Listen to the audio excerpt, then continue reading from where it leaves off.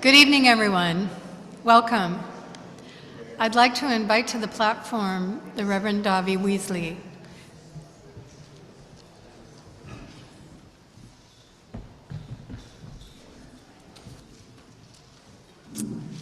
Good evening, everyone. I want to invite you, if you're comfortable doing so, to just take a breath or two with me, to breathe in and breathe out, to breathe in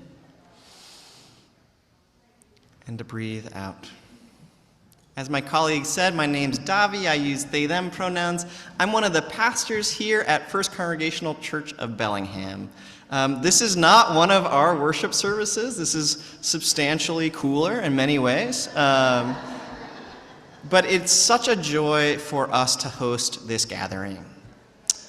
I've had the joy and privilege of joining in prayer, in silence, in mourning, in celebration, in this space for many years now.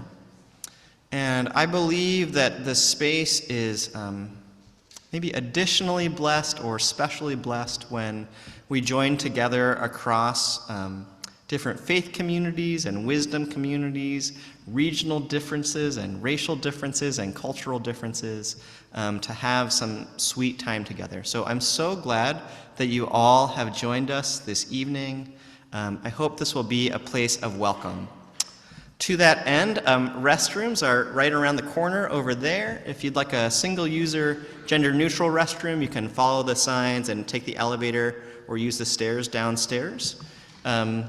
And there's spaces for children, one in the back there with some books, and one in our what we call our narthex, the kind of area on the other side of the glass there. But if you'd like to move around while you're enjoying tonight's experience, you can also hear us out there in the narthex. So it's so good to have you all with us. Welcome again.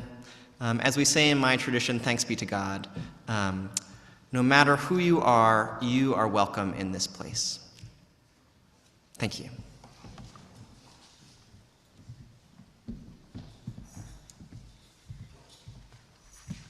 Thank you, Davi. My name is Andrea Acevedo, and I'm the pastor of the Center for Spiritual Living here in Bellingham. And I have the distinct pleasure of being the mistress of ceremonies for some very wonderful people and experiences that we're about to have. I want to say aloha because this event came out of an idea, and I wanted to tell you a little bit about it. These interfaith prayers for the earth were actually called forward in the spirit of aloha, the Hawaiian word for welcome, by a group of people who belong to an organization called the Kanaka. At sunrise this morning, the people with Hawaii's Kanaka movement gathered on the beaches of each island to greet the sun, to offer Earth Day prayers, and to invite all peoples of the Earth community to join them wherever they were throughout the day in prayers that commit themselves to caring for all people, the environment, and all creatures in it. Kanaka is a grassroots movement that formed in 2006 when 40 people in the spirit of aloha gathered to take actions to protect and promote the Hawaiian cultural heritage and to make right what is wrong by promoting government accountability. At this first gathering, they made one-sentence pledges to the betterment of Hawaii, believing that first steps would have a cumulative effect over time for the greater good. The Kanaka movement has an annual emphasis ranging over all these years, and this year's emphasis was inviting prayers and pledges from the global community in this time of climate change. So they reached out to the indigenous communities around the world and invited them to invite all of the faith traditions to come together as we have tonight. So I'm going to invite the organizer of this event, and we should probably give her a round of applause for this, to come and offer our land acknowledgement. Beth Brownfield.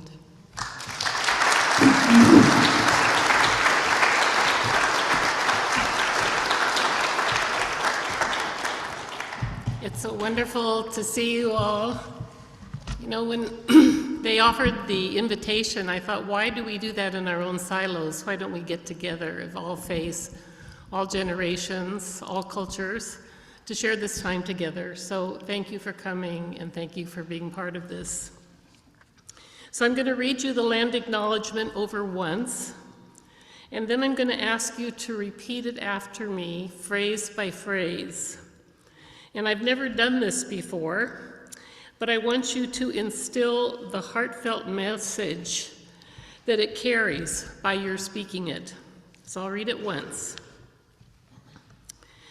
Let us begin by acknowledging that we gathered today on the ancestral homes of the Coast Salish peoples who have lived in the Salish Sea basins throughout the San Juan Islands and the North Cascades watershed from time immemorial.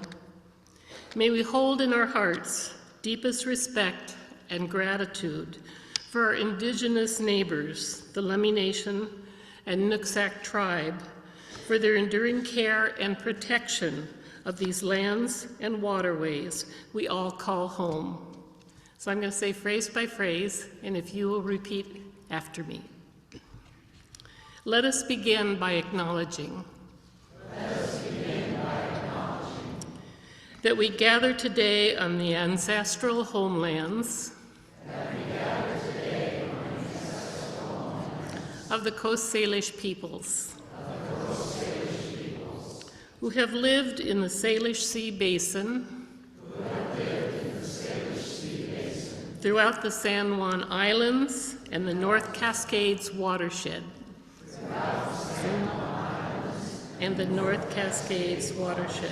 From time immemorial. May we hold in our hearts always deepest respect and gratitude for our indigenous neighbors.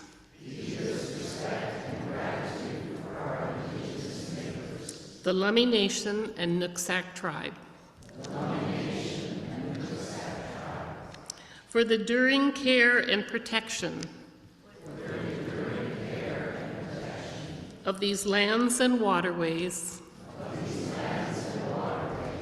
we all call home. And just to start, I'm going to give you a quote by Robin Wall Kimmerer. I heard it just yesterday. Even a wounded world is feeding us. Even a wounded world holds us, gives us moments of wonder and joy. I choose joy over despair, not because I have my head in the sand, but because joy is what the earth gives me daily, and I must return the gift. So if we can start in that place. And I'm going to ask Doug to come up while I introduce him. Doug? Why don't you stand on this side over here? So it's my privilege to introduce Doug James. Doug James is a spiritual leader at Lummi Nation, and besides his spiritual work, he has traveled over 100,000 miles on totem pole journeys. I met Doug as he journeyed with his brother Jewel, and through his sacred work of assisting families who have lost loved ones. I have received blessings from Doug myself. My deep personal connection with him, and the reason I will always cherish him, is that on December 7th, 2017, he happened to be visiting a Lummi tribal member in the ICU of St. Joseph's Hospital across the room where my husband Jerry had just died. He came into the room to be with me, my daughters, Amy and Jenny, my grandson Dylan, and Jerry's sister, Caroline. We circled around Jerry's bed, and Doug gave a blessing and drummed and sang a song for all of us before we said our final goodbyes. He also came to Jerry's memorial service and blessed us all assembled with a blessing and a song. So I say, Haishka, to Doug. And that means thank you, but I was also told it says blessing spirit for you. So when you hold your hands up and say Haishka, it means blessing spirit. So I bless you. So would you like people to stand when you do? No. No? Let them be comfortable. Pardon? Let them be comfortable. Okay. So Doug is going to say a blessing and then sing a song.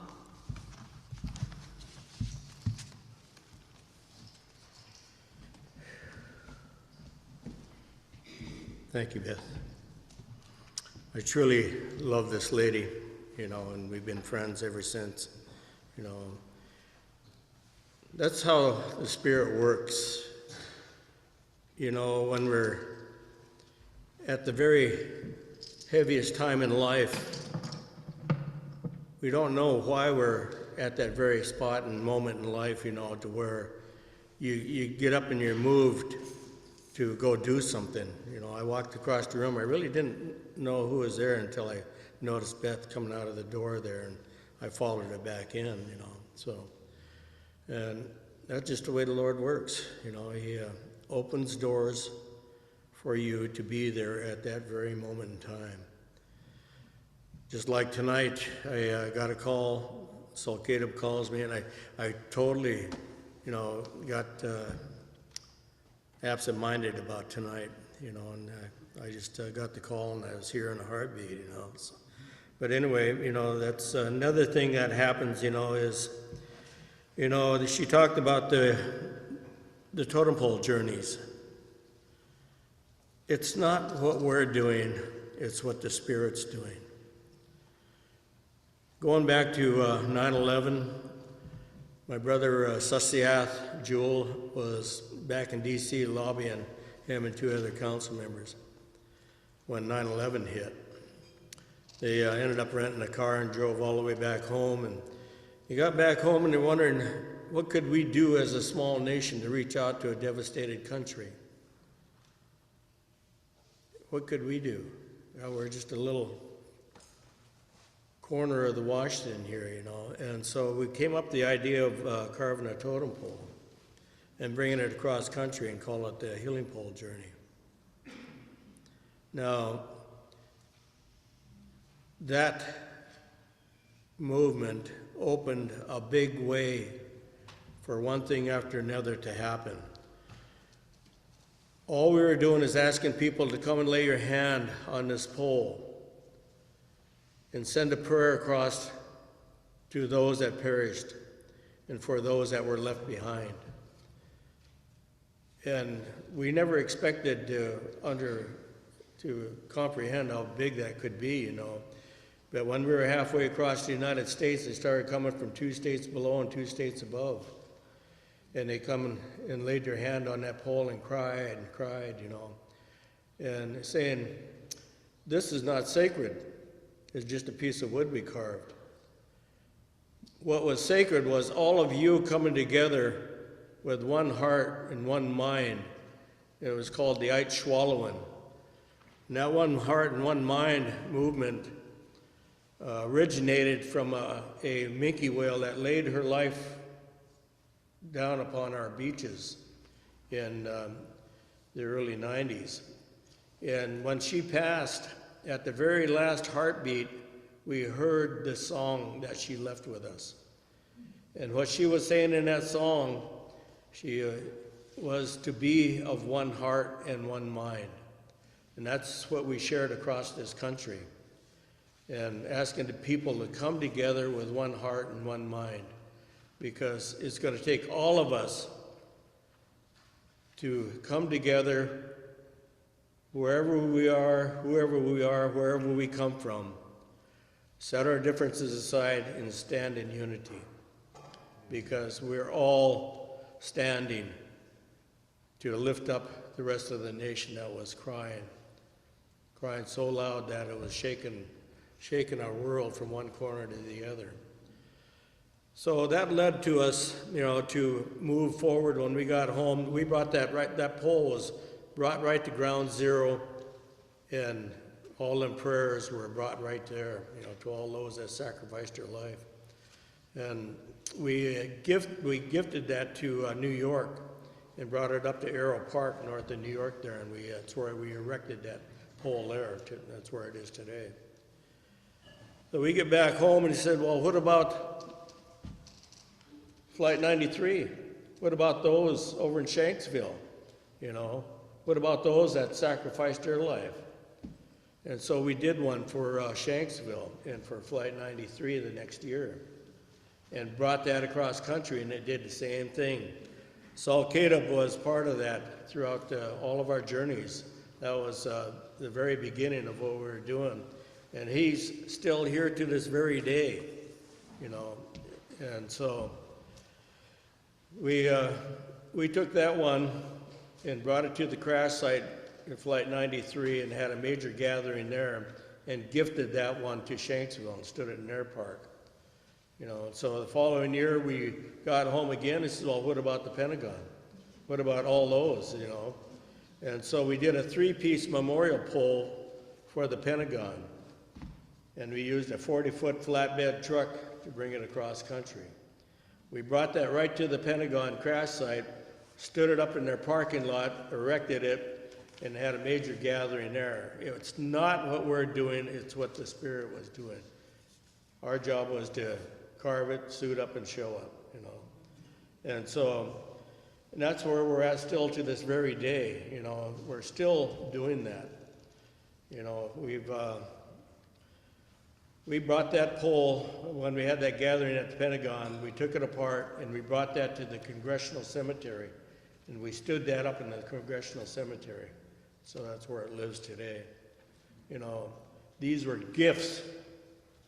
We never worried about how we were going to get there. We never worried about trying to put a burden on our tribe, you know, for funding. The funds came.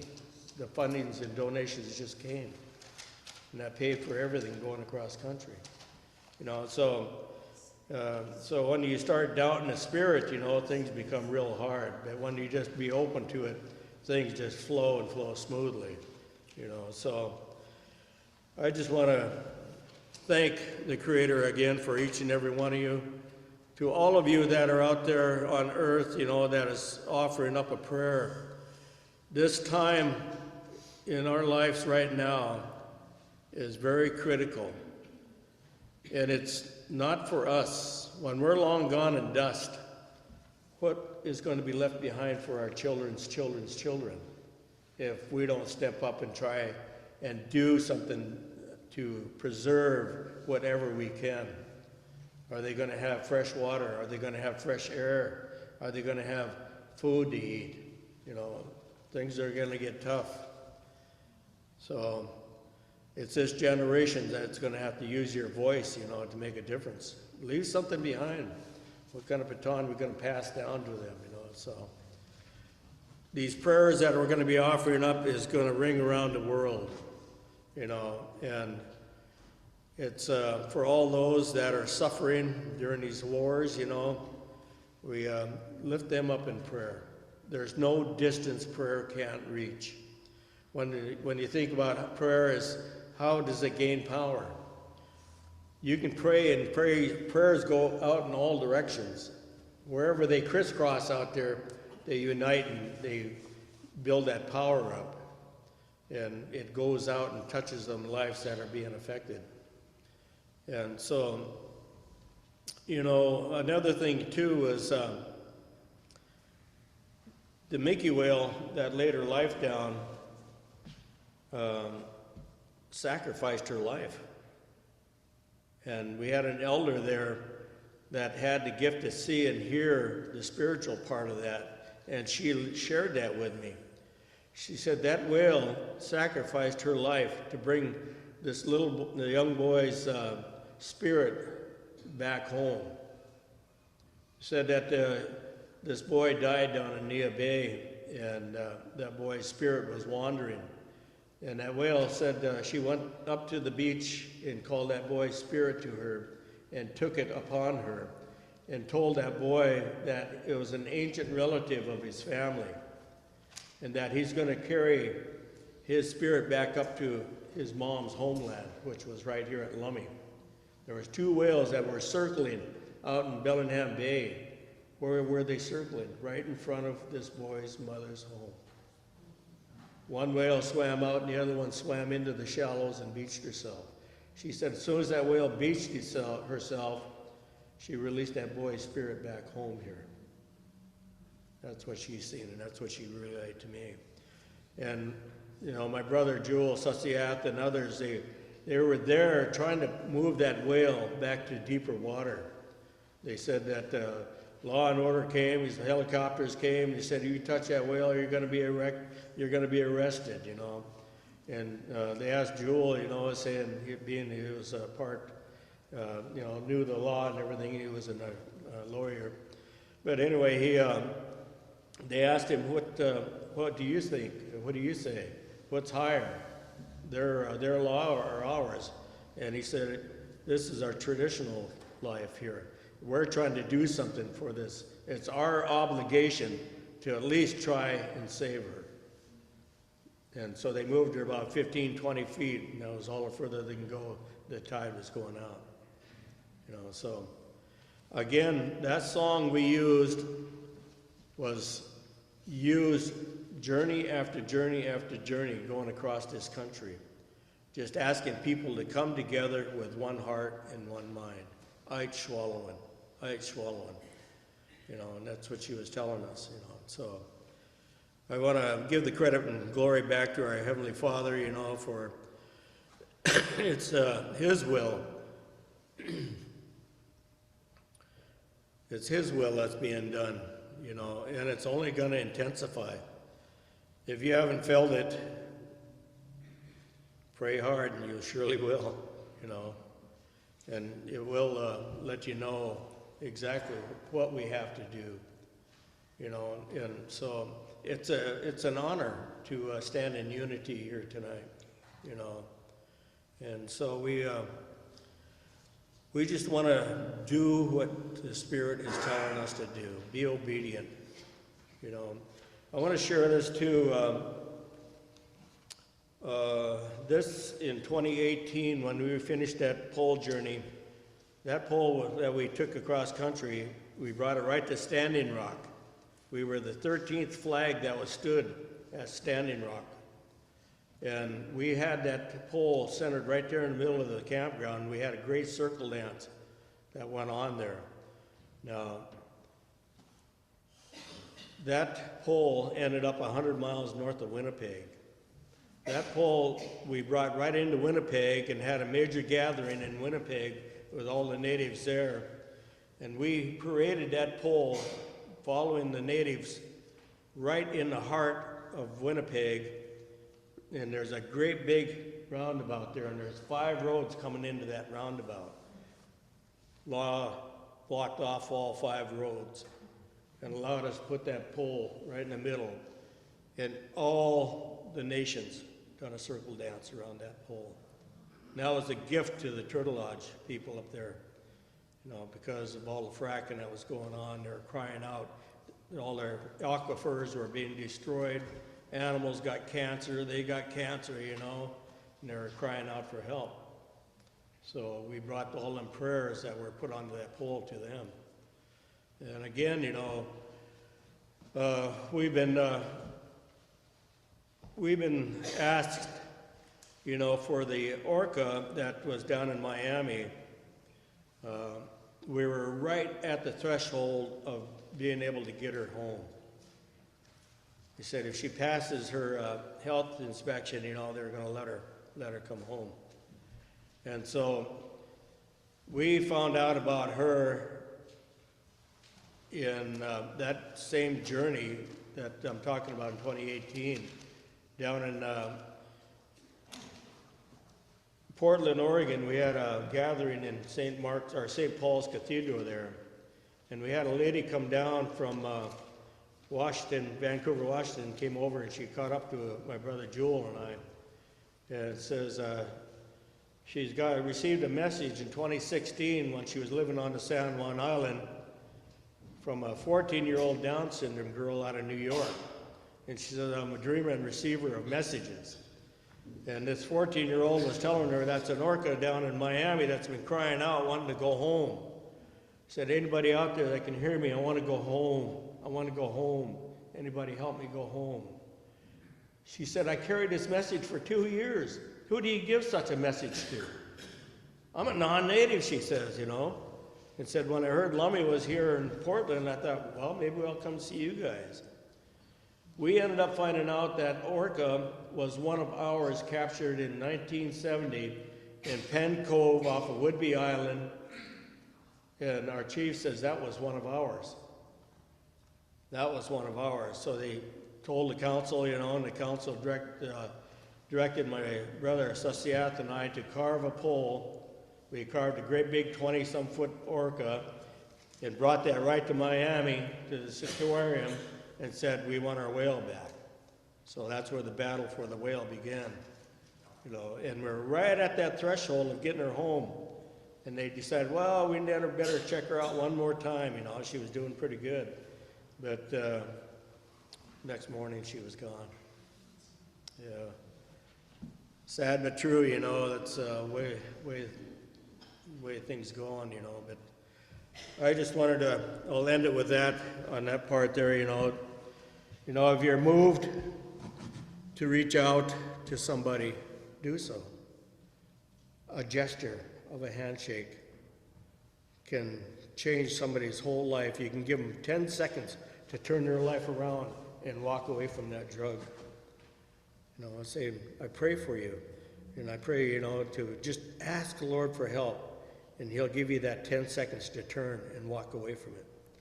You know, and that's all you need is 10 seconds to make a split decision.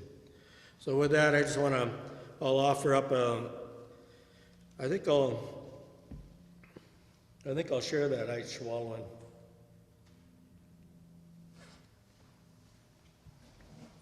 I didn't bring my cowlet and my drum with me. I flew out the door before, you know, but anyway, that's, you got one? So, oh yeah, yeah. I want that heartbeat.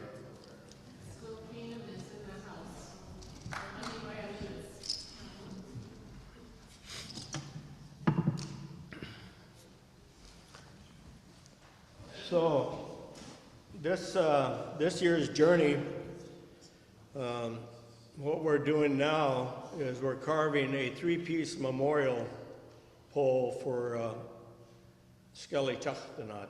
Our chief, our late chief, sent Saul Caleb and I back down to Miami, and he said, I want you guys to put this name on her.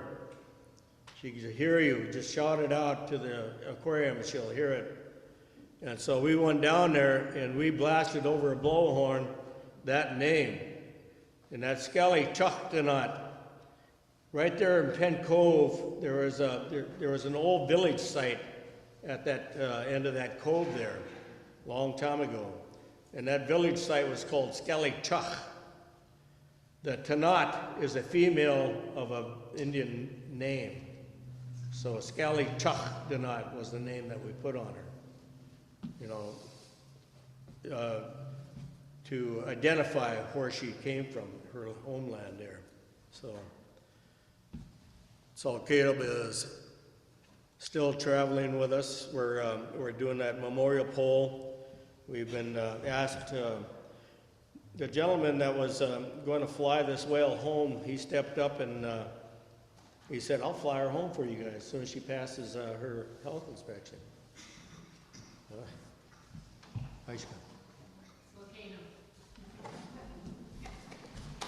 That drum will travel.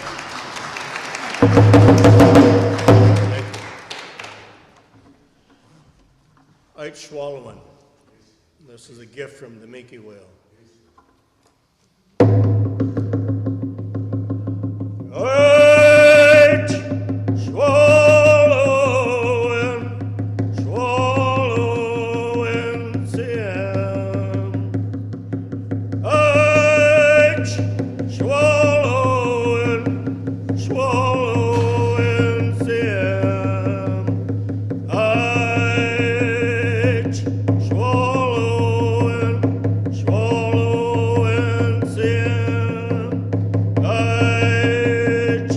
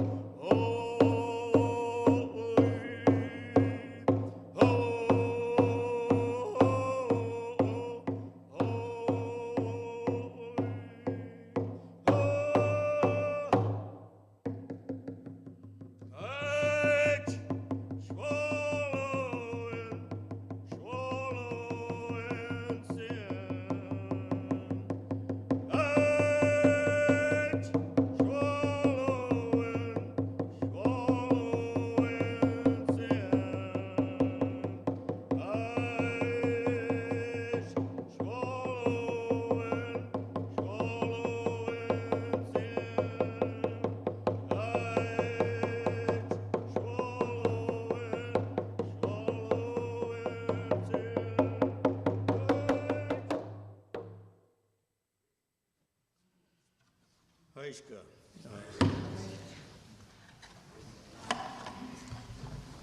You know, once again, I want to thank all of those that are standing in unity around Turtle Island, for those that are standing up and praying across this universe. It's real. In 2018, we were up in the Black Hills in that major prayer gathering. And when that chief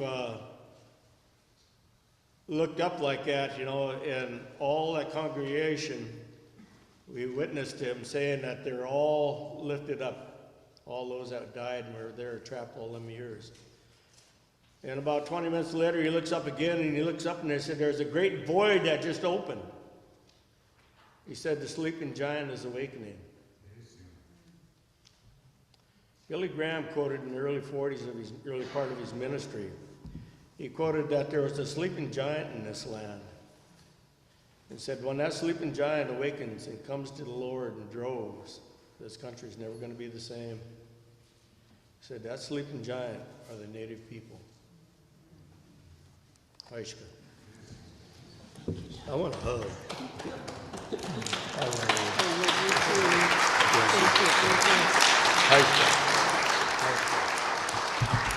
When I came to Lummi, I was told they were the yummy Lummies because they hugged. Witnesses, I'm getting it back.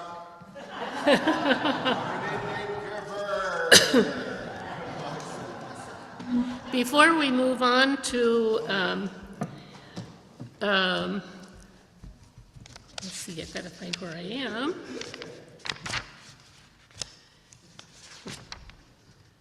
Before we move on, I want to acknowledge our wider home, the Earth. Decades ago, in 1991 to be exact, I participated in a street march protesting the war in Kuwait. The marchers were peaceful, but the Minneapolis Police Department was lined up along the street in riot gear, plastic face masks, batons, shields, body armor. My friend Kaya carried a soft earth ball with an attached sign, "Give me a hug and pass me on." I said to Kaya, you'll lose your earth ball. She smiled at me, and the ball went out into the crowd. And at the, at the end of the march, the earth ball returned to her. Here is the earth ball for us. I invite you to embrace her and pass her on with love for our beloved home, planet Earth. I promise you, if you give her a hug, she will hug you back. So Canaan is going to start this in the front row, and then it's going to go back this section, over to that section, and this section. So hug.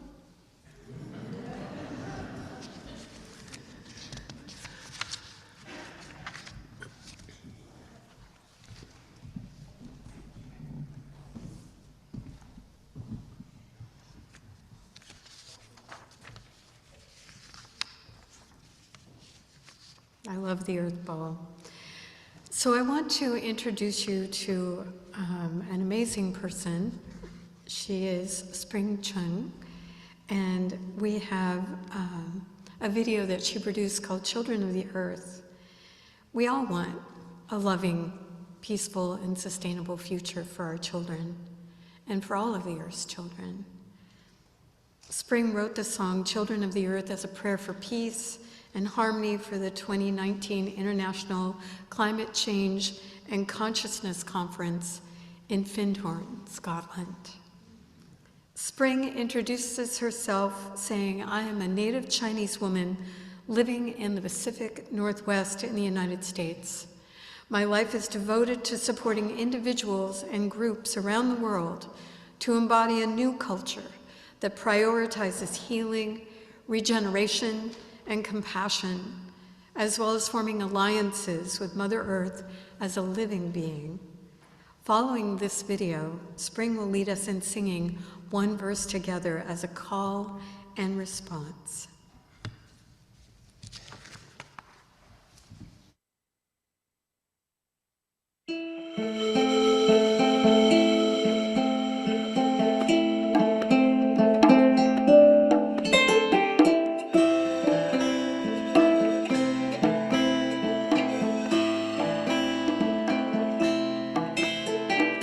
Mother's tears melt the ice of the heart.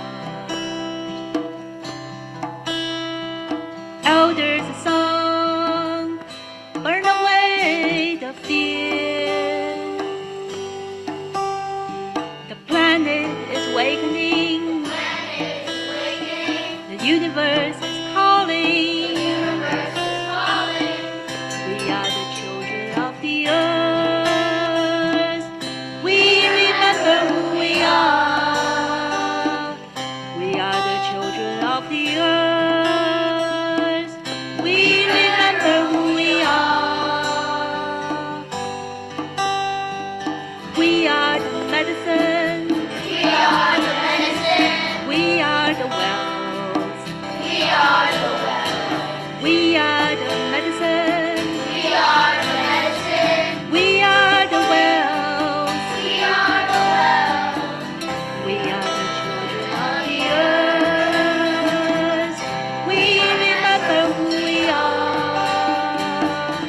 We are the children of the earth. We remember who we are. We are the power. We are the power. We are the hope. We are the hope. We are the power. We are the power. We are the hope. We are the hope. We are the children of the earth. Children of the earth. We remember who we are. Remember who we are. We are the children of the earth. Children of the earth. We remember who we are. Remember who we are. We are the ocean. We are the ocean. We are the forest. We are the forest. We are the flower. We are the flower. We are the land. We are the land. We are the children of the earth.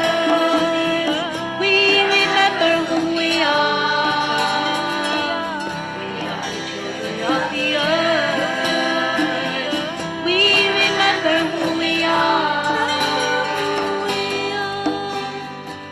The planet is awakening.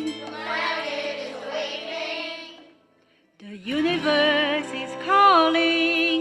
The universe is calling. 我们是地球的孩子。我们是地球的孩子。古老的记忆在复苏。 Singabantwana bomhlaba. 我们是地球的孩 Wir 子。 sind die Kinder der Erde. ما बच्चों ही सरजमीन هستیم. आम्ही या भूमीची लेकरं आहोत. Jesteśmy dziećmi ziemi. Die Ajul Bon. Είμαστε τα παιδιά της γης. Ja, napno Ajul An. Ενδαμόν είναι γουρου-γουρου. Ми дети земли. Somos los hijos de la tierra. We remember. We remember. We remember.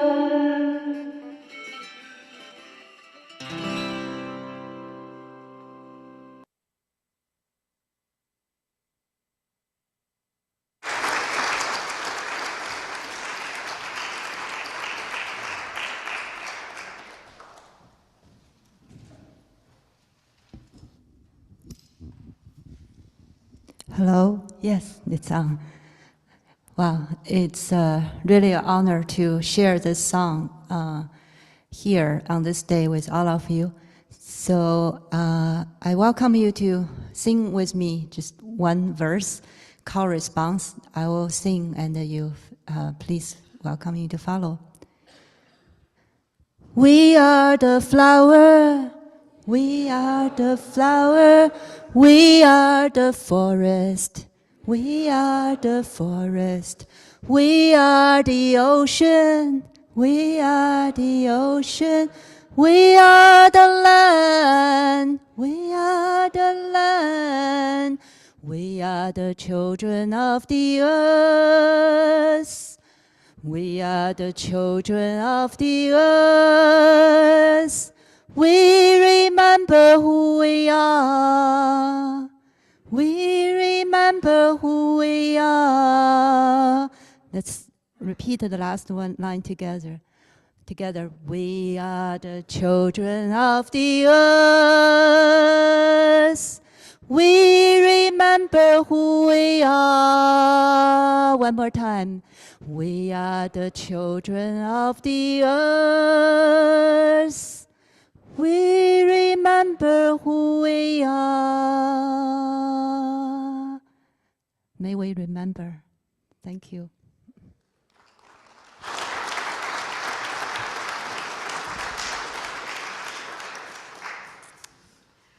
So I'm delighted to introduce you to 6 different interfaith speakers. They're coming and offering to us sacred words and scriptures about the earth from their faith perspective. I'm going to introduce 3 of them, and they'll come up one by one. And so I'd like you to know who they are, and then they'll come forward. From the Jewish tradition, Jeff Margolis is a congregational member of Beth Israel. Tonight is the first day of Passover, and Jeff graciously stepped in to read on behalf of Beth Israel. He's the father of Beth Anna Margolis, who you will meet later in the service. Jeff and his wife created the famous Everybody's Store in Deming back in 1960 on the ecumenical concept of catering to everybody. Jeff has devoted his life to provide communities with well-being versus alienation by building community cohesion with things we all can do together. Jeff has an amazing vegetable garden and fruit orchard. He is famous for his gourmet cooking and his love of art and literature. He currently is working to protect and celebrate the 100th year anniversary of the Van Sant Community Hall across the street from his home.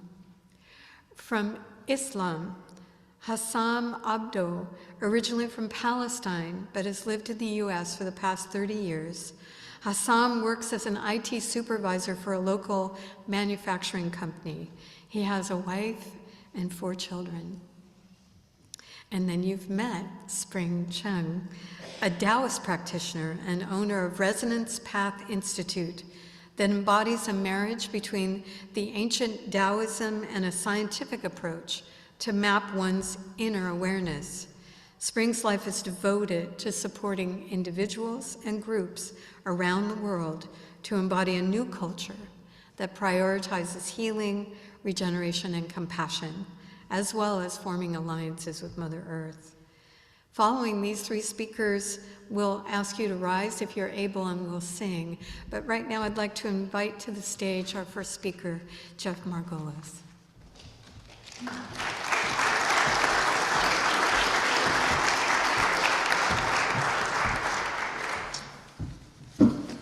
Well, thank you.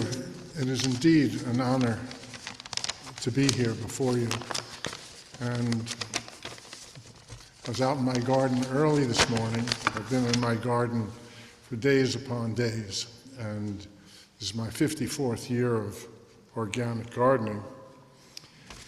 And don't ask me where it came from, but perhaps it's a Jewish perspective.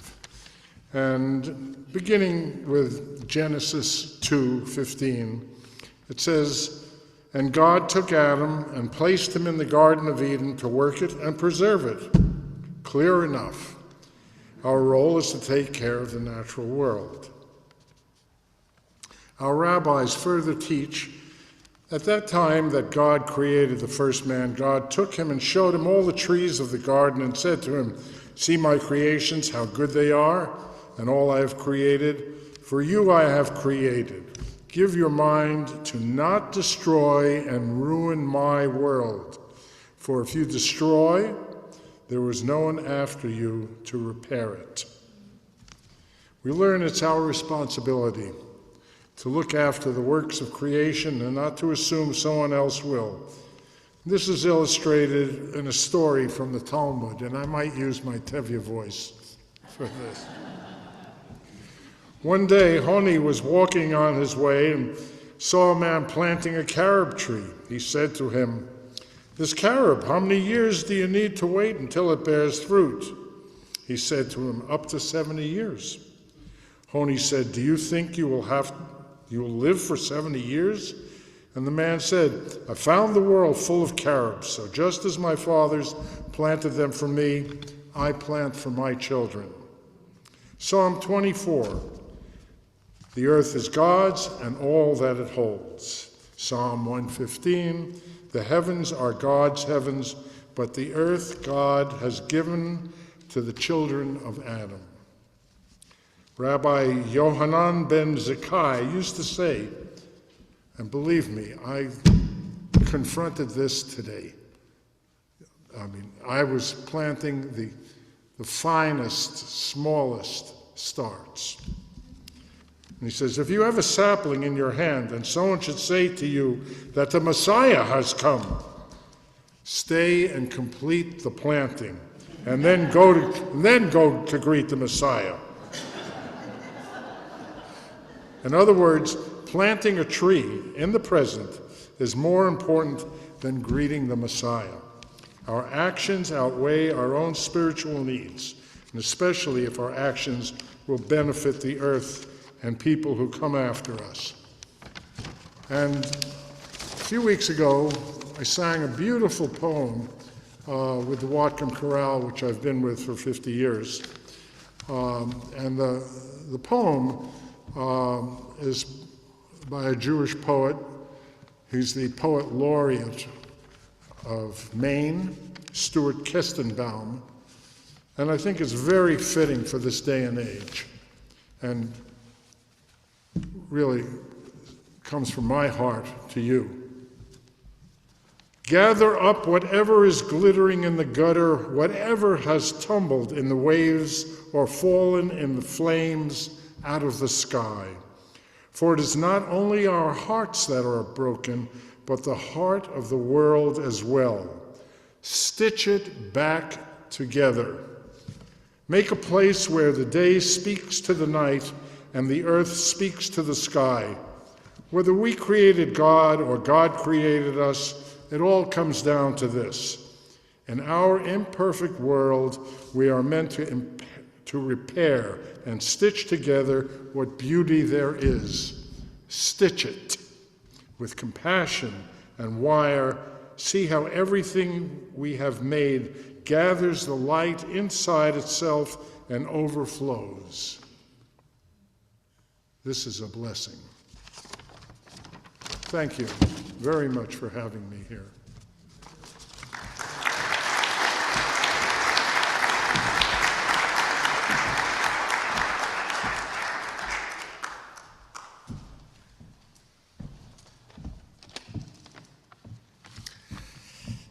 I'd like to start by saying Assalamu alaikum, which is peace upon you in Arabic. I'll say a few words in Arabic. I'll translate quickly from verses from the Quran, from the Holy Book of Islam. But I start by saying the one God, Allah, with whom we peace, our faith and trust, and with whom we seek aid and assistance and forgiveness. In the creator of everything, the Lord of that creation. He has created us everything in the benefits and resources in the human creation. The natural world feeds our into physical life of every day. I'm speaking specifically of this planet Earth. We speak as Muslims, Americans, and all other, we should care for this planet, beautiful planet. However, I like to be upfront and honest about where I grew up. I come from in Middle East and Africa, where the natural resources and the gas and the oil, it's all the industrials over there, we care less about the earth more than developed countries in North America or Europe. I can speak for my personal experience, from my families live there, or when I recently traveled, I just came there from 3 months ago. It's worse than before. The natural pollution, the global warming, the lack of education for this type of the earth and planet earth. And probably due to the wars and conflicts and humanities and issues in the Middle East, I'm not going to jump into the politics here, but probably all these causes that people, the earth, are caring for earth over there for the probably 500 to 600 million people live there in that area. It's care, no care about, which is impact us here.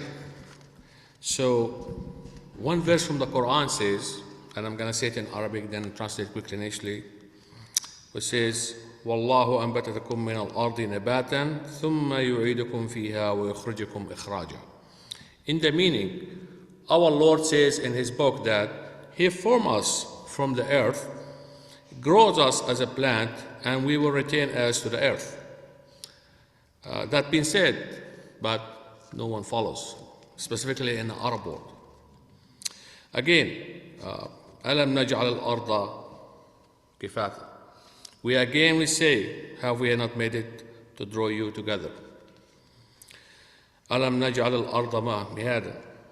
And again, He says, have we not made it as a cradle?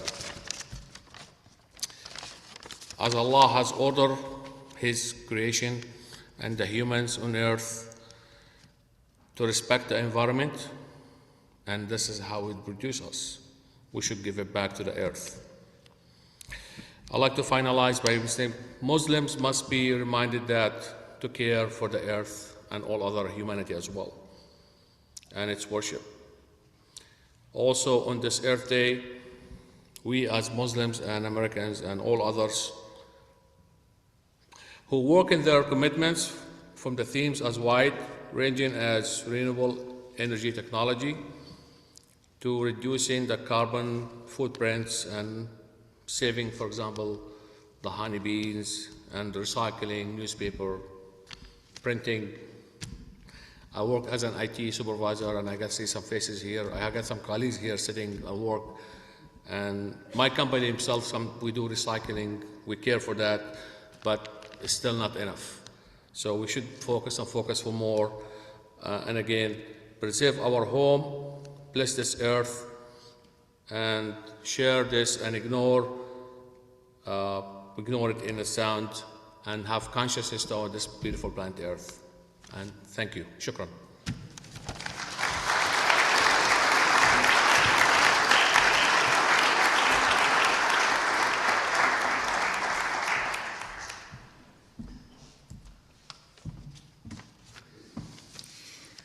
It's my great honor here to represent a Chinese American and to speak for my beloved Taoist tradition. So Taoist tradition is the indigenous faith in the land of China, and those of you who experience the Chinese medicine probably have heard that in Taoist tradition we see our very own body not that different. In fact, is one with the earth, that is, consists of the elements of water, fire, earth, wood, and minerals. So they are the very elements that made up of natural world is how Chinese medicine see our body. So to the extent that we care less about the earth, pollute the water, put toxin in the soil, is the extent we treat our own body. And we are living in a time of chronic disease and pandemics not just conditions that erode our physical health, but also our mental health. So I invite you to touch your own body gently and lovingly, as if you would embrace the earth. And may you remember that whenever we touch our own skin, when you touch your loved one's body will also embrace the earth. And today, thank you. And today I'm going to read a verse from a master lived in 9th century. His name is Han Shan, Cold Mountain. He spent his entire life living in the mountains, on the rocks, by the streams. He dedicated his being. I'm saying his goal of life is to be one with nature. And Han Shan Cold Mountain, he is the source. He left a body of spiritual verses that become the source for both Zen Buddhism and Taoism. So I'm going to read it in English, and then I'm going to chant it in Chinese. And Han Shan's poem is really as a guidance to, I invite you to use it as a guidance to feel into the contemplative space that he lived, so that we find that part of us that's one with the rocks, the streams, the stones, and the mountain. Sitting alone under layered rocks, the swirling clouds swirl all day. Here, inside my simple hut, it is dark, but my mind is bright and clear, free of any sound. In my dream, I soar through golden threshold, and my spirit returns to me through stone bridges.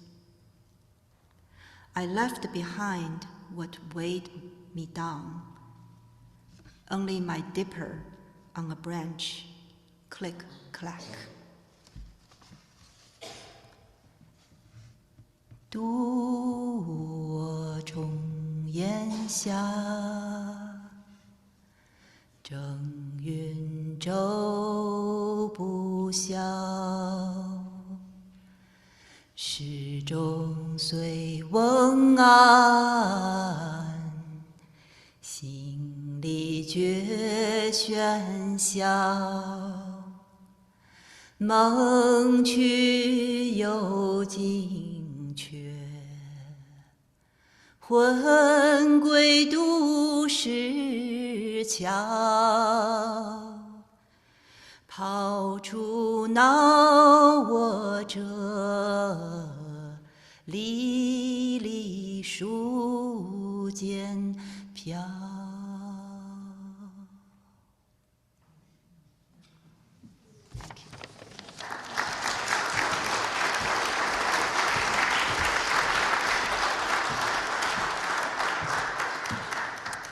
And now I'd like to invite you, if you are able to stand, and I want to thank pianist Leo Brody and the sampling of the Bellingham Unitarian Choir for coming to add body to this hymn, and we'll sing it together.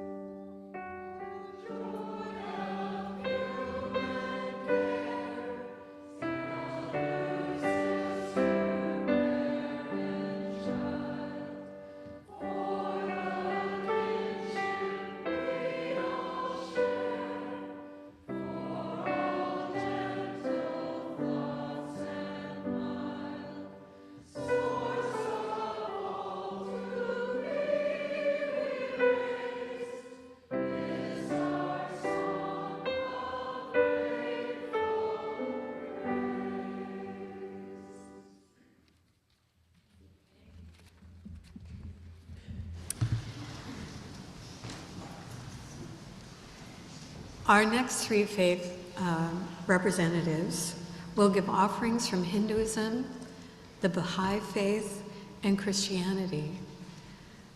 Our first speaker, representing Hinduism, is Atul Dasmani. Atul told us that his spiritual practice is a focus on an inner relationship with the universe. He wants his actions to be aligned from within a love and respect for all. As an engineer, he believes he can change the world, but now just trying to change relationship with the world is important.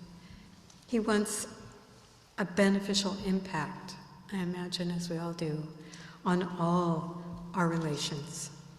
He believes that this inside relationship and outside relationship support one another, and that participating in community to honor this relationship in nonprofits, local government, and business is important. His internal practice is daily and involves yoga, cycling, and meditation. His Earth Day quote is from the Rig Veda: "This vast earth is my mother." Our second speaker, Susan Christensen, represents the Baha'i faith. Susan, of the Whatcom Baha'i community, has recently returned from Chiapas, Mexico, after attending the gathering of the Union of the Condor, Hummingbird, Quetzal, and Eagle. This was the union of indigenous communities throughout the Americas and Pacific Rim, dedicated to initiating an indigenous and allied global peace movement. Susan is not only a documentarian, but a journalist and an author of several books, including Women's Voices, The Wisdom of the Grandmothers. She shares a collective belief that there won't be peace on earth until the voices of women are heard. And lastly, another powerful woman represents Christianity. Reverend Rose Eddington was ordained as an American Baptist minister, but now identifies as Universalist. In Rose and her husband Mel Hoover's active retirement, they have formed Melrose Ministries to continue their contributions to social justice. So please help me welcome the next three wonderful speakers.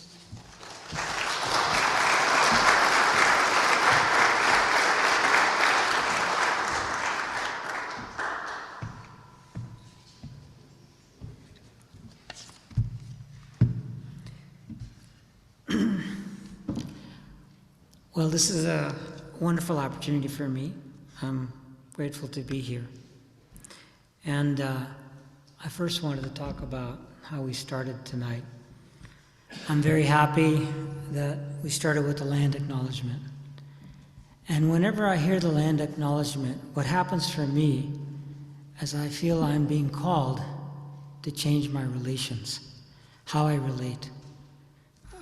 For me, our First Nations are like an elder brother that are providing me an example of what it is to be in deeper relation to this place.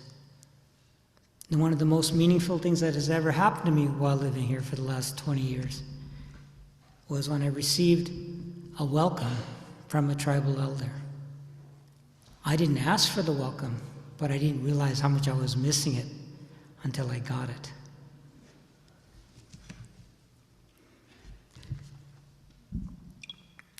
So the phrase I'd like to focus on is from the Rig Veda, and it's very simple. This vast earth is my mother. For me, that says it all.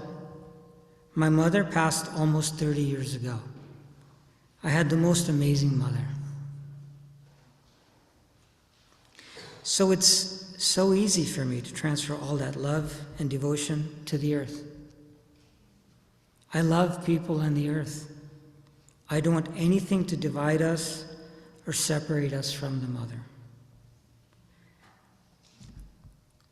This has been my problem with religious institutions.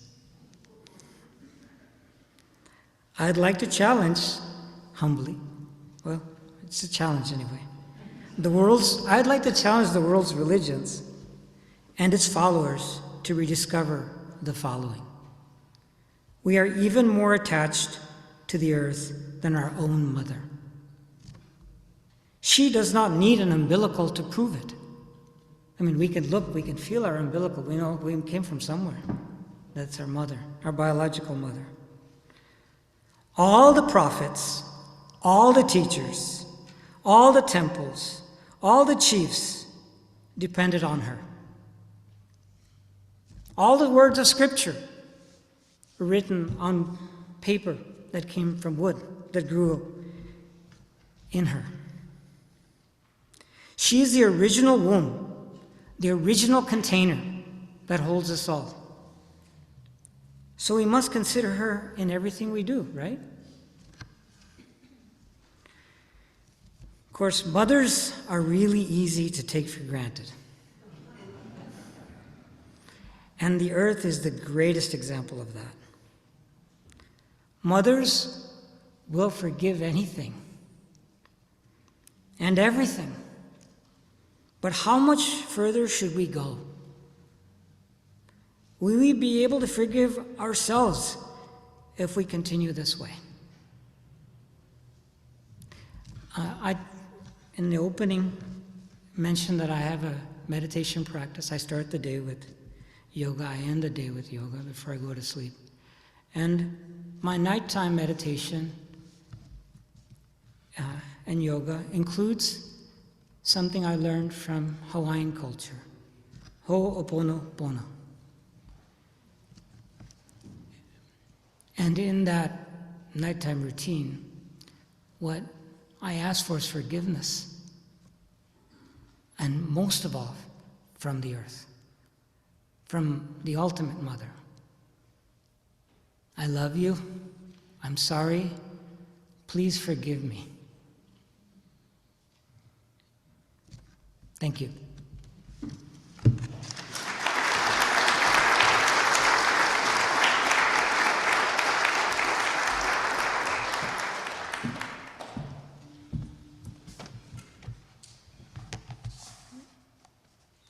Good evening. It is truly an honor to be here this evening to represent the Baha'is of Whatcom County in Bellingham.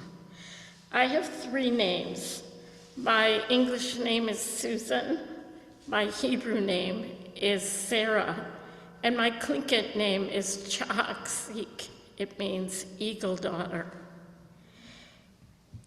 In September of 1986, the Worldwide Fund of Nature launched its network on conservation and religion, bringing religious leaders representing Buddhists, Christians, Hindus, Jews, and Muslims together with environmental leaders in Assisi, Italy.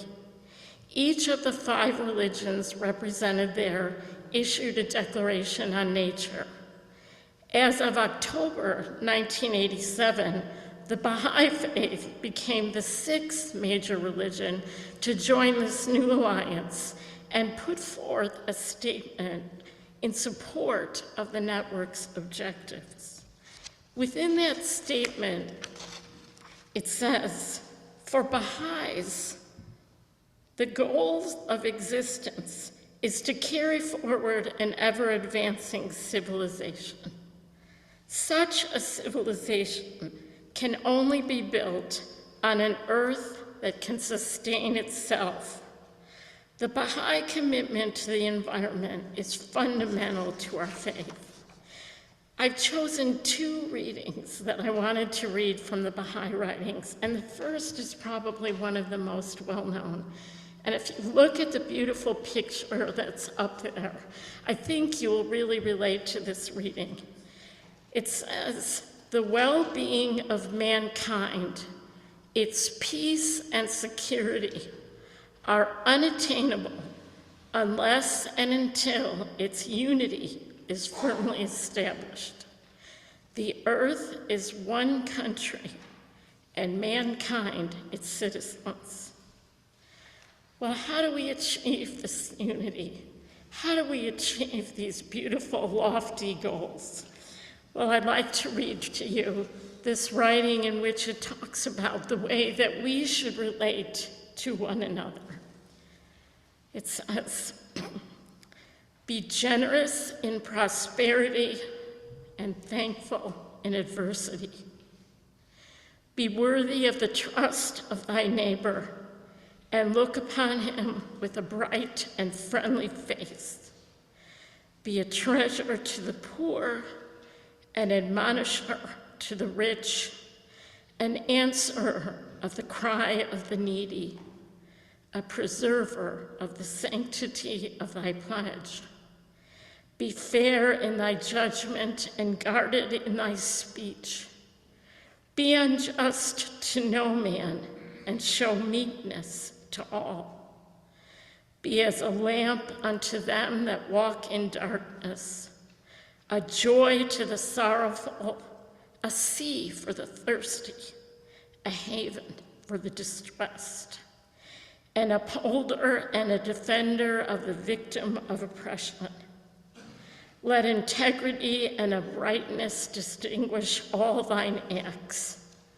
Be a home for the stranger, a balm to the suffering, a tower of strength for the fugitive. Be eyes to the blind, and a guiding light unto the feet of the erring. Be an ornament to the countenance of truth, a crown to the brow of fidelity, a pillar of the temple of righteousness, a breath of life to the body of mankind, an ensign of the hosts of justice, a luminary above the horizon of virtue, a dew to the soil of the human heart, an ark on the ocean of knowledge, a sun in the heaven of bounty, a gem on the diadem of wisdom, and a shining light in the firmament of thy generation, and a fruit upon the tree of humility. So I offer that and this prayer. May the light of unity envelop the whole earth. Kunashish. I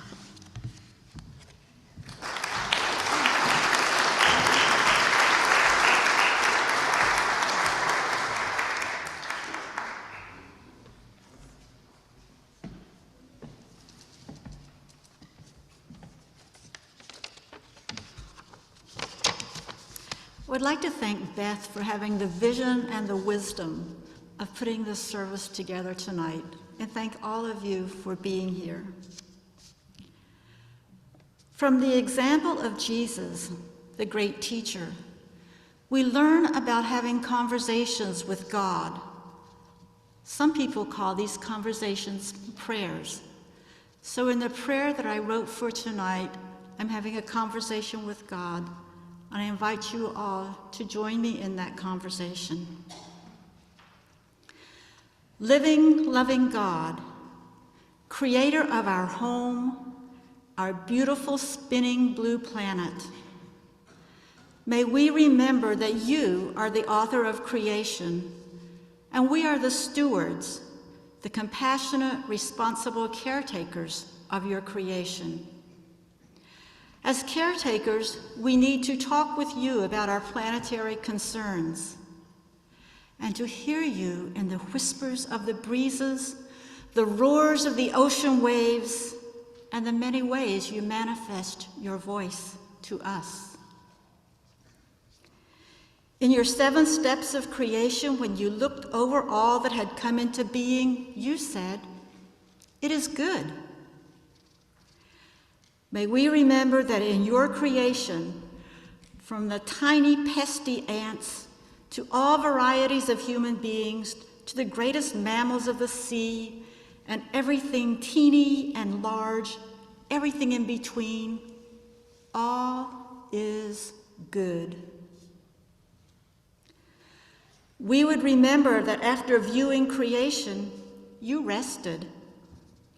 We who are so caught up in our righteous issues of saving creation, of worrying about the future for coming generations, of too many days filled with scurrying and hurrying as we feel pressure from doomsday announcers, May we remember to take time for rest. Take time to appreciate the precious gifts of creation. To stop and enjoy the flowers. To play with children. To see awesomeness in the clouds.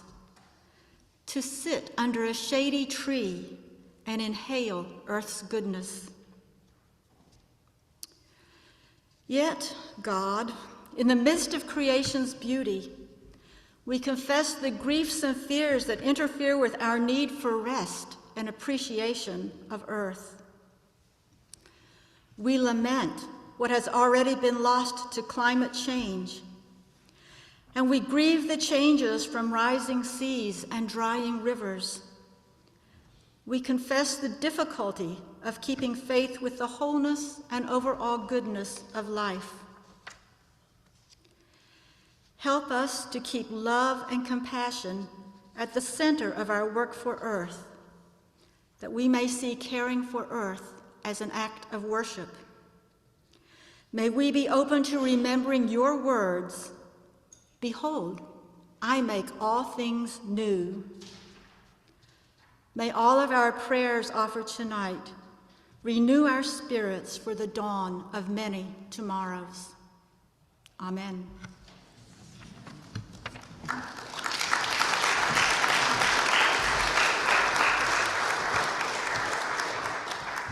Thank you.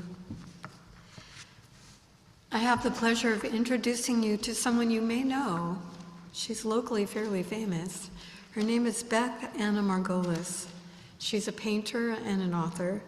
She's been creating art for many years. Her colorful, energetic, and inspired art reflects her love for nature. Beth's artwork and her book, Paintings of My Life, reflect her incredible insight, nurtured by her personal experiences and creative vision. She is also the author of her first book, Uplifted Down Syndrome. In her book, Paintings of My Life, she introduces herself this way: "My passion is writing into my own heart. I have a huge heart. I come from a lot of love from a family that loved me very much. My experiences motivate my art, which I love. I hope people will respect me for my talents. I want people to see that. This is true for me and for other people with Down syndrome. I can be anything I want. That's power." So we have a video for you, and then I'll introduce you to this wonderful woman.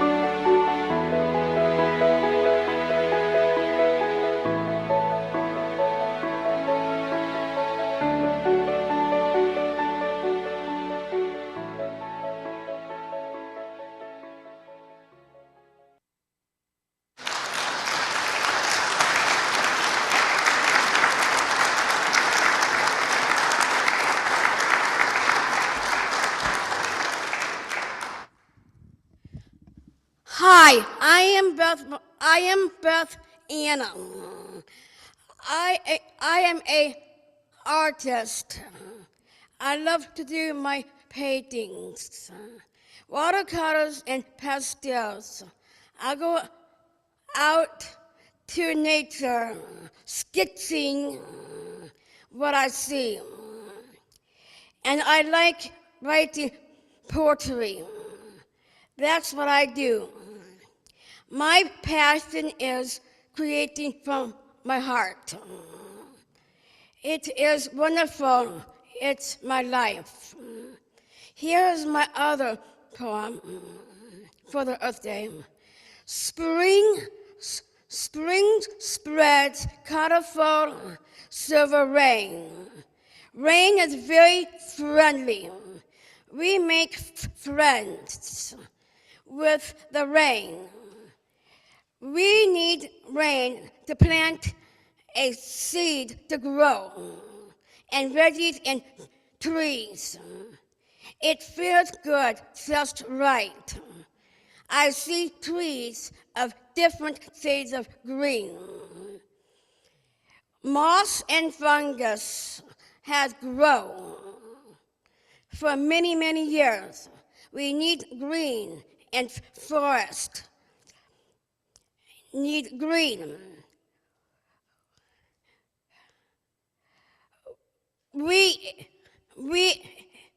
What if we did not log a lot?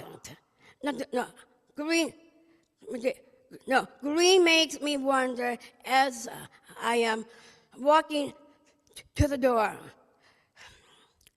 What if we did not log at a lot? Please do not mess up the forest. Think about green. To have it is wonderful. Happy Earth Day. Thank you for having me.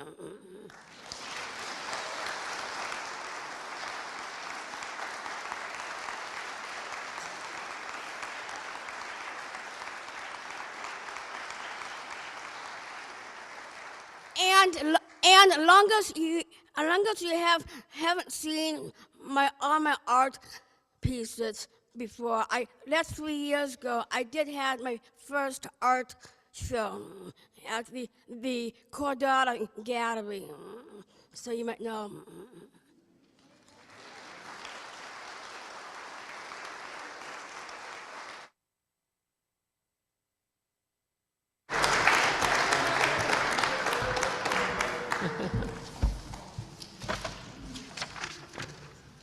So I'm going to ask Freddie to come up.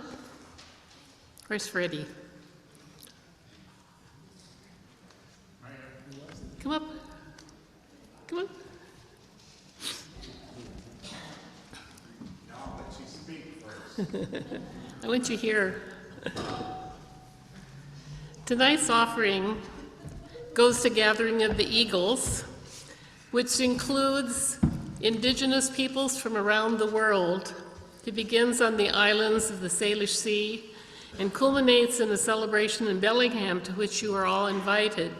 Saturday morning, May 25th, the day before Sea to Ski, that will mark the traditional territory of the original nations and people who have lived here from time immemorial.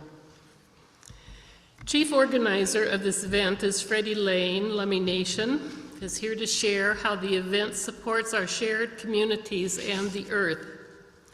Everybody knows Freddie. He has been road manager for the last 8 major totem pole journeys. He is co-founder of the Gathering of Eagles. This is the 4th year. He has helped manage 23 Lummi Stommish water festivals and 2 tribal canoe journeys that Lummi hosted.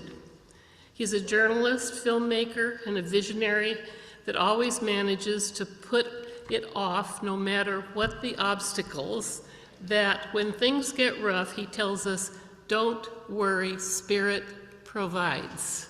All of us are going, this is not going to happen, or this could be, Spirit provides. Calm down.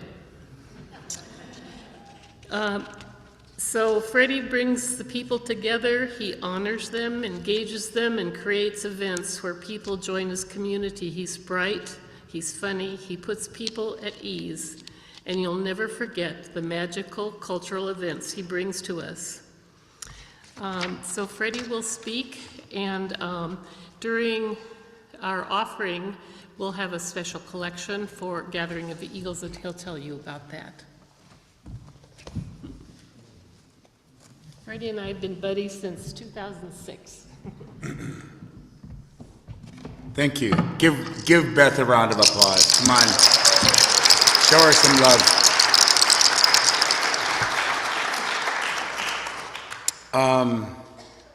Thank you to each and every one of you. Siama Nashchalacha, Sohila Quinasanatacho, Tikaya Siama Nashchalacha. Salkadab is my Indian name. It's true, my heart is glad to be here with each and every one of you, from the youngest to the oldest. My Christian name is Frederick Lane.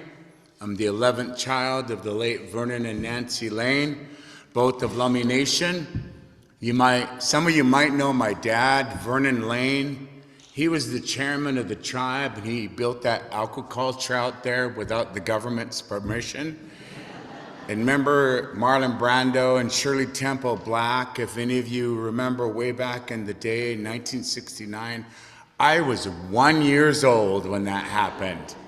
So I'm not saying I'm that old, but just really glad to be here in the home.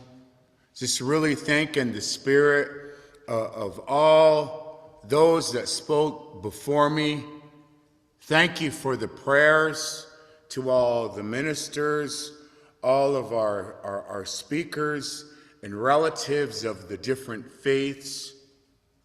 This is what the gathering of the Eagles is going to bring to Bellingham.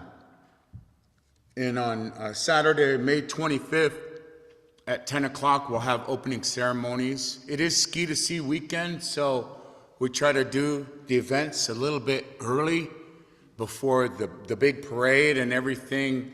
And not that we're just becoming a part of the Ski to Sea. It just so happened that our committee organized this over the last few years. And this year we're coming to Bellingham. It's a 7-day journey throughout the Salish Sea. We start in Anacortes in 27 days, May 19th. It's a Sunday. We have 4 canoes coming from Hawaii, our relatives, Uncle Kimokeo and the Hawaiian Voyage and Canoe Society will be here. Our relatives from Carver's Camp, this will be their 4th year on the journey. They were the first canoe. They're from Tacoma. And we also have the Puyallup tribe. They're going to be hosting this summer's tribal journeys in July. And then we also have the Kingfisher of Orcas canoe. And the most exciting part about this is I've been working on this for 22 years.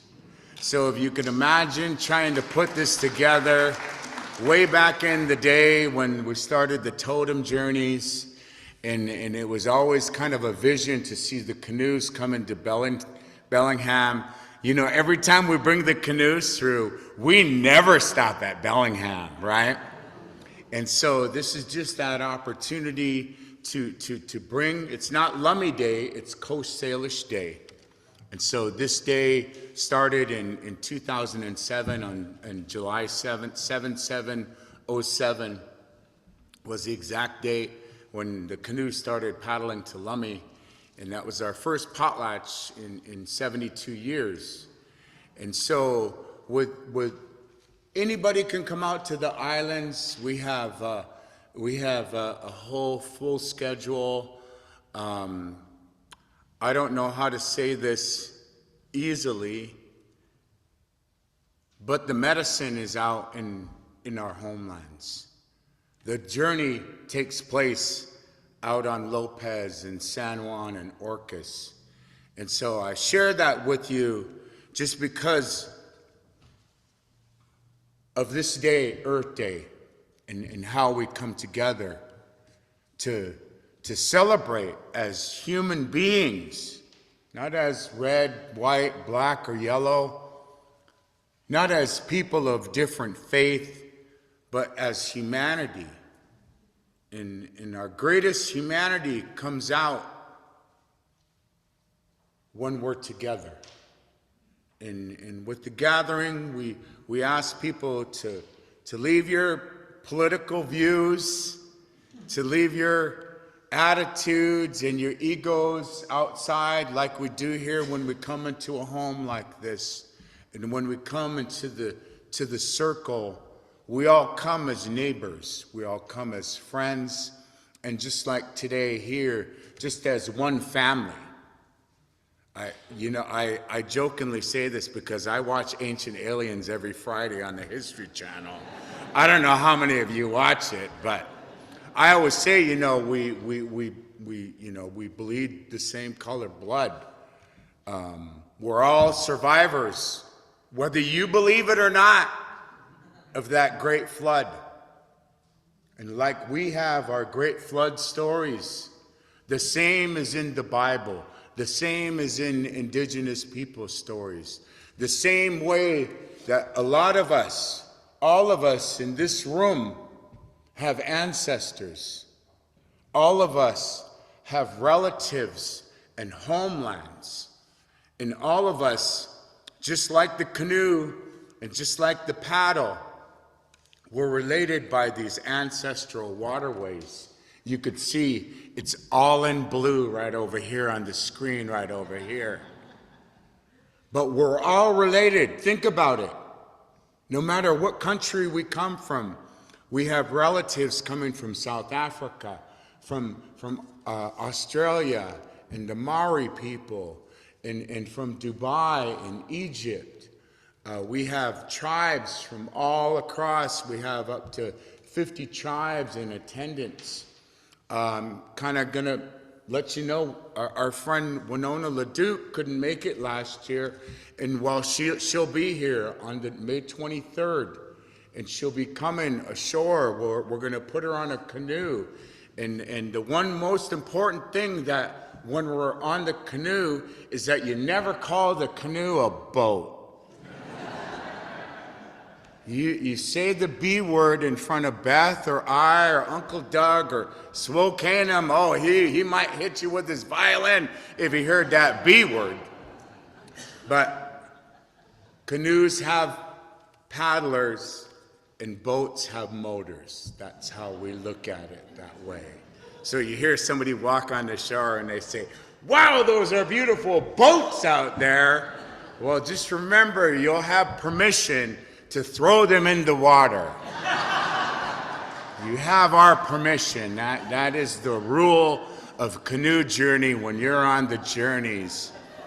But we'll have the native art mark, we'll have food. You're welcome. Please bring your own chair. We apologize. We're real grassroots. We don't have big sponsors. Although our friends on Orcas Island and the Orcas Island Community Foundation, they funded a lot of the journeys. All the islands take care of themselves. But Beth and I, when we started this, it is all grassroots. So you can bring your own chair and your own little picnic basket. It is alcohol and drug free. You can bring your dog down. We sing, we dance, we have friendship dances.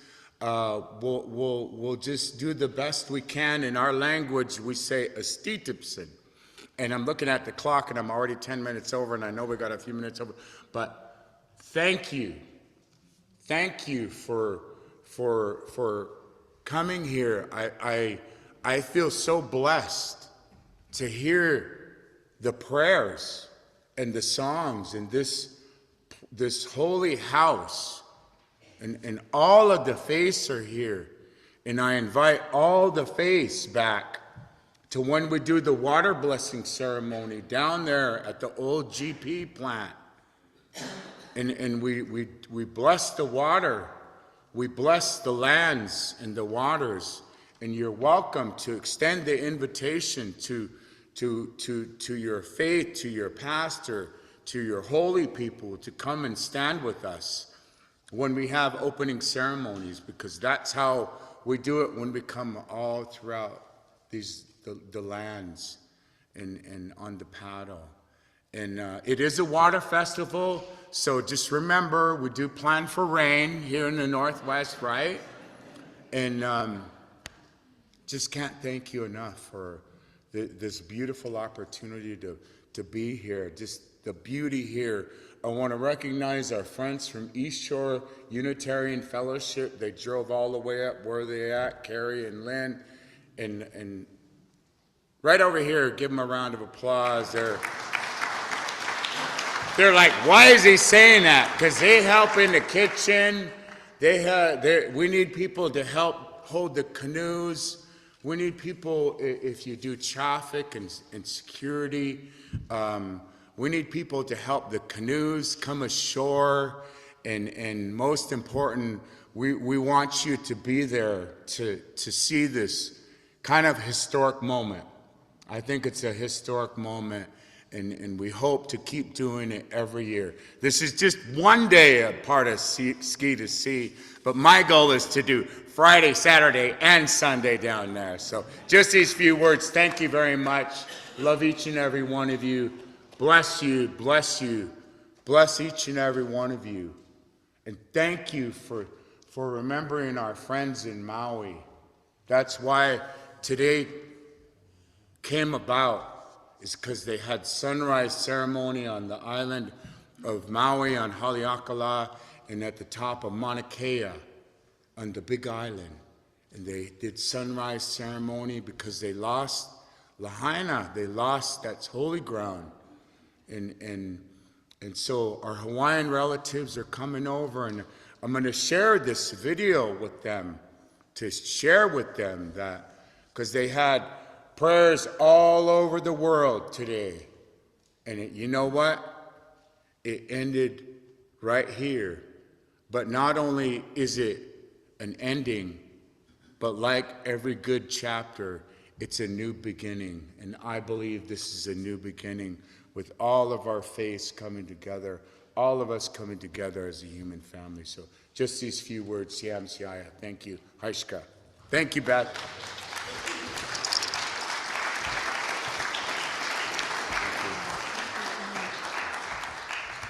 So our ushers are going to be bringing around 2 different ways that you could give.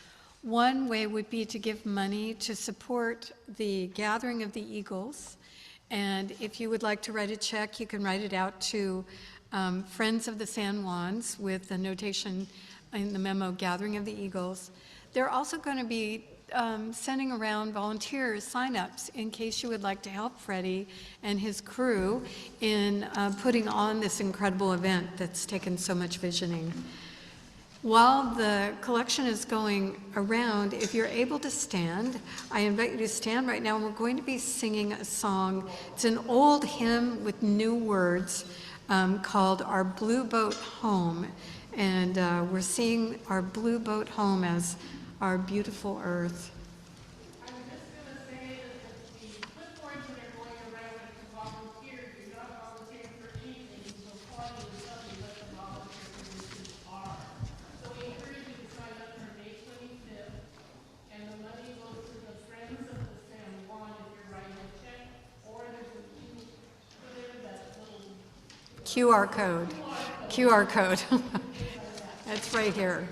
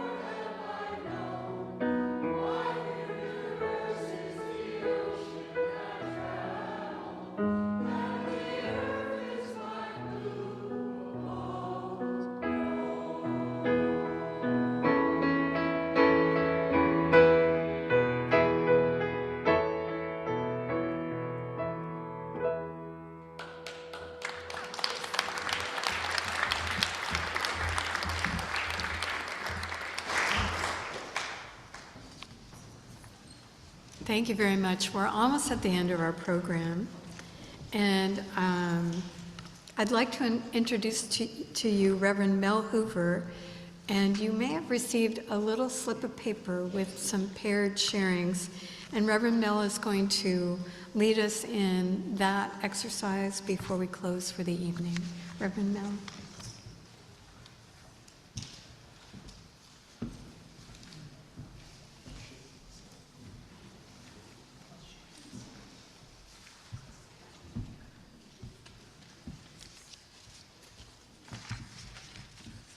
All right, I invite you to take a deep breath.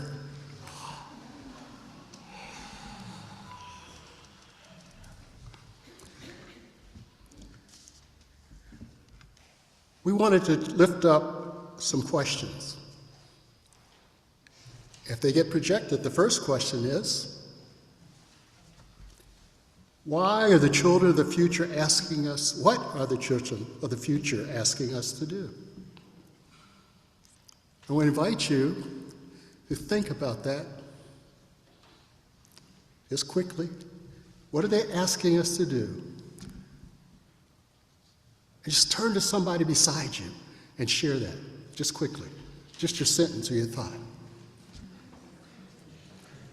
What do we think the children of the future are asking us to do?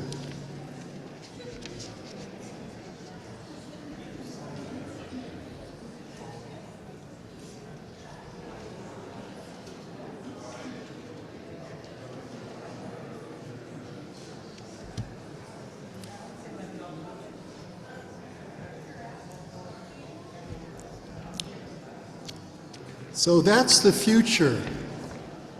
We're shaping the future by thinking about in those questions of what we want to do. We have a second question.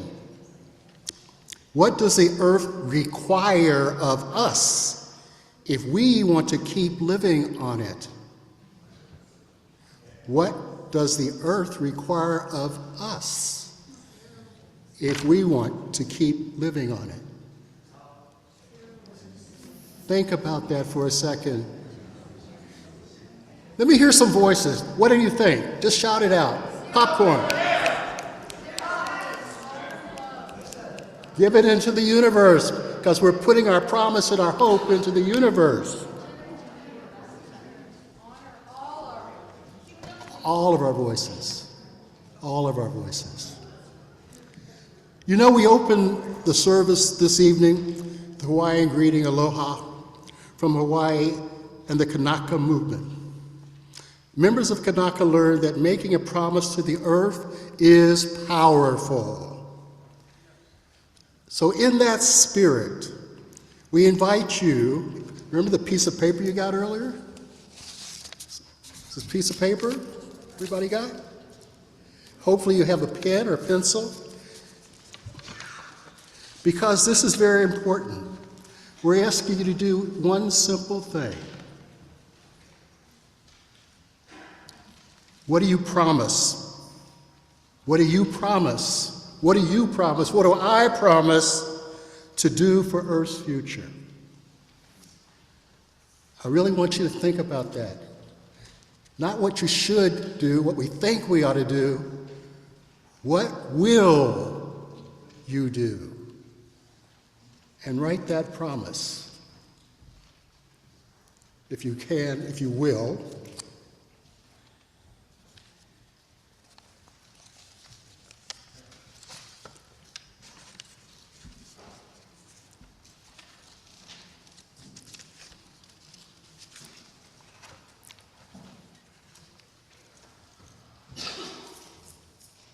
And that promise, when you leave at the end of the service, we want to invite you, there should be some people in the back that will have a basket, and to drop that promise in there. And we'll add it to the promises of others. These promises will be written on cloth and woven into the fabric that's behind the screen. So I encourage everyone to write it, put it in the basket. There's other people at the back that will collect them, and they will be woven into the weaving. Yeah, Beth, basically what we said is the promises are going to be woven into, there's a cloth behind that, a tapestry behind that, and it'll be woven in. So this is part of something that's already existing. We'll be adding to it. Make sense? Thank you. So we are the children of the earth. We are the medicine. We are the wealth. We are the power. The future, our future, Earth's futures, our existence is in our hands. May we unite our efforts to protect the earth today so that it will be there for generations to come. And let us know in our minds, our hearts, and our spirits that we can make a meaningful impact together and co-create a more sustainable world. If you believe that, just say yes. Yes. So I say amen.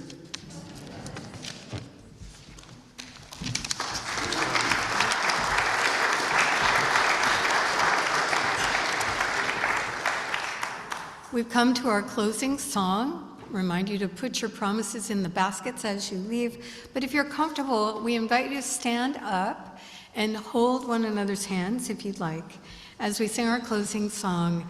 And our wonderful small chorus will lead us in this. They will sing the first verse, one, and then go.